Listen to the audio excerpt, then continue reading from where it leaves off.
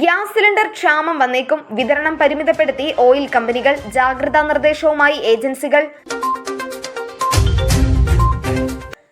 പശ്ചിമേഷ്യൻ രാജ്യങ്ങളിൽ യുദ്ധം തുടരുമ്പോൾ ഗ്യാസ് സിലിണ്ടറുകൾക്ക് ക്ഷാമം നേരിടാനുള്ള സാധ്യത മുന്നിൽ കണ്ടുകൊണ്ട് ജാഗ്രതാ നിർദ്ദേശങ്ങൾ പല കമ്പനികളും പുറപ്പെടുവിച്ചിട്ടുണ്ട്.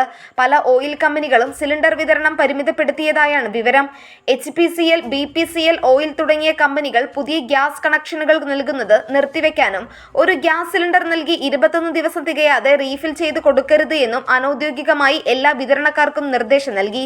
ഇതനുസരിച്ച് ഇപ്പോൾ ബുക്കിംഗ് ലിമിറ്റ് ചെയ്തിരിക്കുകയാണ്. കമ്പനികൾ അവരുടെ IVRS ബുക്കിംഗ് സിസ്റ്റം കൂടുതൽ കർക്കശമാക്കിയിട്ടുണ്ട്.